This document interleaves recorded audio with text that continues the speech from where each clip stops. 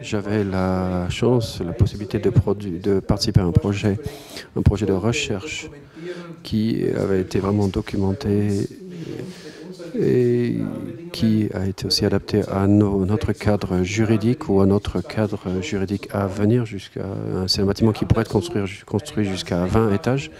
Nous avons développé une typologie, une organisation des pièces très simple, très facile, avec un cœur stabilisateur et accolé à ce cœur, il y a différentes parties. Donc, il s'agit ici, dans cet exemple, des bureaux ou alors ici un hôtel.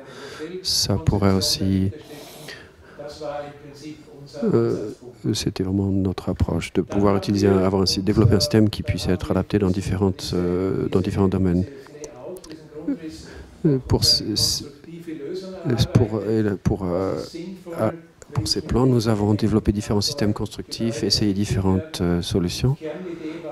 L'idée de base était vraiment d'avoir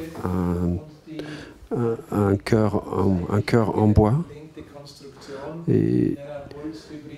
et ensuite de construire les éléments accolés à ce cœur en béton bois. C'est donc un système hybride. Pour vous montrer ici quelques dimensions, nous avons travaillé avec le bureau Arup aussi, le bureau anglais Arup, qui a calculé aussi pour nous ce cœur du bâtiment. Est-ce que c'est possible de construire ce cœur du bâtiment en bois? Le bureau Arup nous a dit que pour ce qui est de la statique du bâtiment, c'est possible. Et c'est un cœur qui peut aussi bouger un petit peu sans être endommagé. Donc ils ont proposé de faire les 2 premiers étages en béton et les 18 autres étages en bois. Donc en théorie, il est possible d'avoir ce cœur aussi en bois. Ensuite, nous nous sommes demandé quel serait le système le plus intelligent pour pour arriver à notre idée de construction en bois. Nous voulions réaliser un bâtiment de bureau parce que nous ne voulions pas réaliser des logements parce que les logements ont des exigences différentes en ce qui concerne la physique du bâtiment C. Nous voulions aussi avoir un système constructif où le bois reste visible. Nous ne voulons pas que le bois soit enrobé, soit habillé. Nous ne voulions pas qu'il y ait de vide parce que chaque vide caché peut cacher justement un incendie. C'est pour ça que nous voulions que le bois soit visible, les piliers doivent être visibles, ainsi que les plafonds. Et nous nous demandions aussi comment faire en sorte, comment transmettre les forces, comment faire en sorte que les piliers supportent des forces exercées par 20 étages. Y aurait-il une déformation du plancher? C'est pour ça que nous avons ici utilisé le béton. Ces piliers, chaque pilier repose sur un élément en béton qui transmet les forces aux piliers situés en dessous, etc. Nous avons décidé de réaliser un élément de plancher, de plafond hybride béton-bois. Béton, ce qui repose sur des poutres c'est une dalle de 8 cm de béton qui repose sur des poutres de 26 cm de côté. Nous avons...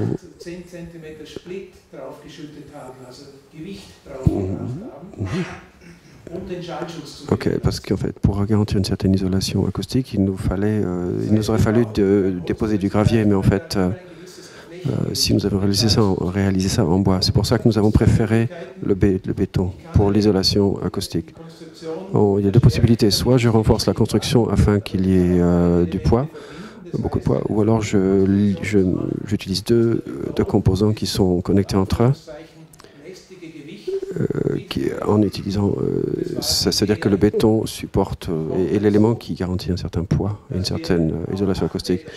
Nous avons une portée de 8 mètres, 8 mètres 50. Ça veut dire qu'il y a peut-être un certain problème de vibration avec une telle portée, mais en utilisant un système mixte, hybride, nous n'avons pas de problème de vibration en composant les 2 éléments. En cas d'incendie, Nous avons donc une bonne... il est beaucoup plus facile de répondre en incendie si nous avons un plancher qui est coupe-feu. Et pour le montage et l'assemblage, sur le chantier, nous avons justement un plancher et un plafond qui permet d'isoler les étages situés en dessous. C'était les raisons pour lesquelles nous avons décidé d'utiliser un système hybride béton-bois. Mais la raison principale, c'était vraiment d'avoir cette portée de 8,50 m avec une résistance à l'incendie de 90. C'était les deux principales raisons pour lesquelles nous avons choisi un système hybride béton-bois. Comme vous le voyez ici, l'idée c'était d'avoir, que vous voyez ici à votre droite, entre les fenêtres, nous voulions laisser les poutres et les piliers visibles et entre les poutres avoir un vide dans lequel nous pouvons passer différentes canalisations. Nous avons calculé que cette construction permet sur 20 étages, ça permet d'économiser en fait une certaine épaisseur et sur 20 étages, ça nous permet d'ajouter un étage supplémentaire parce que les éléments de plafond en fait sont relativement minces.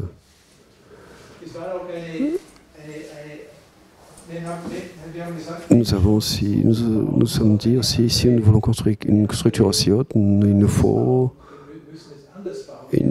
une autre méthode de construction. Il faut vraiment, sur le chantier, il faut vraiment travailler différemment. L'idée était vraiment de préfabriquer les éléments de façade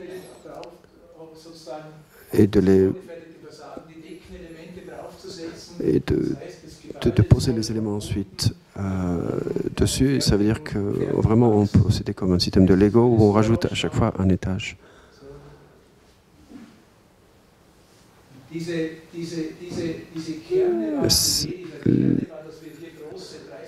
Donc nous avons, l'idée c'était d'avoir une tour centrale de 30 mètres de haut et de mettre à chaque fois les planchers et les façades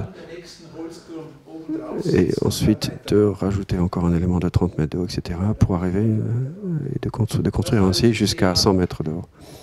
C'était un peu le thème de notre recherche de ce projet. Nous avons montré et calculé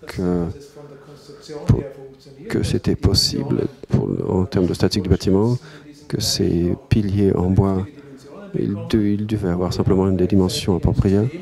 Et nous avons développé un système, nous avons proposé un système qui permettrait de construire très rapidement et de façon sèche, sans apporter d'humidité sur le bâtiment. C'est un point très important.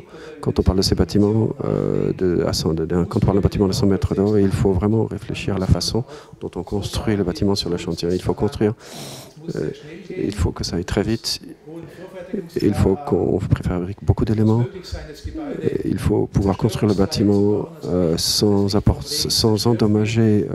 soit endommagé par les intempéries. Et c'est très important dans notre zone où le climat joue un rôle prépondérant. Nous avions donc la possibilité d'essayer, pour ainsi dire, de construire un prototype. Nous avons construit un petit, pour ainsi dire, un petit gratte-ciel, un petit gratte-ciel que nous avons construit à Dornbirn avec l'entreprise de construction Romberg, qui est une entreprise qui jusqu'à maintenant était plutôt spécialisée dans la construction traditionnelle en béton.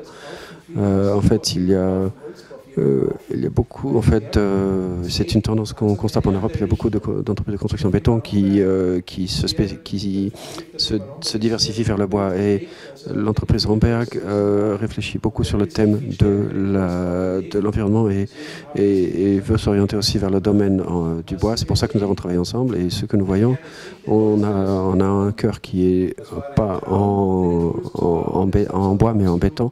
C'était notre rêve, bien entendu, de le faire ça en bois, mais avec les réglementations autrichiennes et européennes, ce n'était pas possible, ce n'est toujours pas de réaliser un cœur en bois pour des raisons de protection contre l'incendie. À Londres, ça aurait été possible, mais pas en Autriche.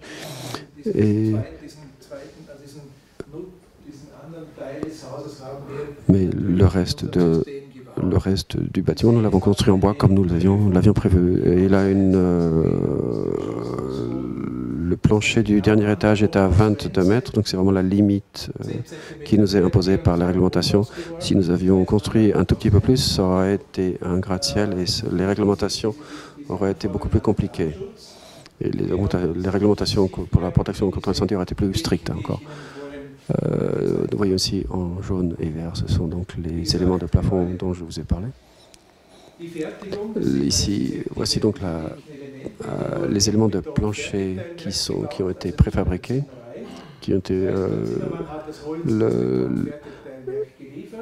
l'entreprise de charpenterie a livré les éléments de bois et ensuite les éléments de béton le béton était coulé entre les éléments de bois.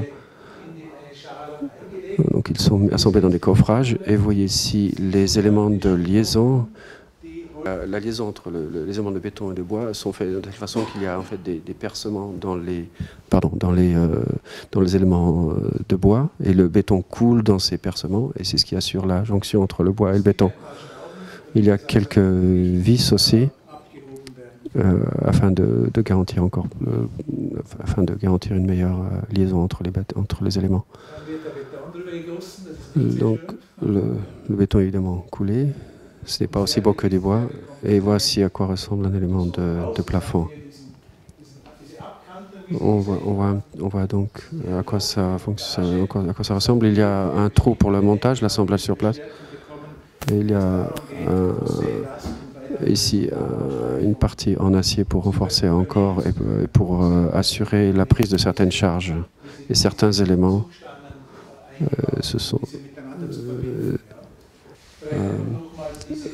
je vous montre encore une fois peut-être les éléments visibles en bois, les poutres visibles. Ce sont des éléments de plafond qui permettent de ventiler, de chauffer, de rafraîchir le bâtiment, qui sont bien entendu isolés acoustiquement. Ce que vous voyez ici, à chaque fois, ces petites buses, ce sont en fait des sprinklers, pour la lutte contre l'incendie. Vous ne les verrez plus quand vous irez voir le bâtiment parce qu'ils ont été démontés. Ces sprinklers, ce sont des photos qui datent un petit peu. Les sprinklers ont été démontés parce que la personne responsable des inspections des inspections de la protection contre l'incendie, un jour il m'a dit que le bâtiment est construit tellement bien construit que cette technologie est tellement sûre, cette technologie hybride bois-béton, et il ne pensait pas que ce sera si bien construit. Et la conséquence était simple. Cet inspecteur qui est spécialisé dans la lutte contre l'incendie, la protection contre l'incendie, nous a dit que nous n'avions pas besoin de sprinkler. Et il nous a aussi permis de construire plus haut que ces 6 étages, en fait. Et il nous a dit qu'avec ces techniques, nous pourrions construire jusqu'à 8 étages. En fait, ce bâtiment nous a permis, dans le Vorarlberg, de dépasser certaines normes et de tordre le cou à certaines règles, en fait. On voit vraiment ici que les autorités doivent aussi apprendre. Les autorités ont dû apprendre pour la première fois à juger un bâtiment d'une façon différente. Il n'y a pas vraiment de recherche internationale en ce qui concerne la lutte et la protection contre l'incendie. C'est pour ça que les autorités ont aussi besoin d'apprendre.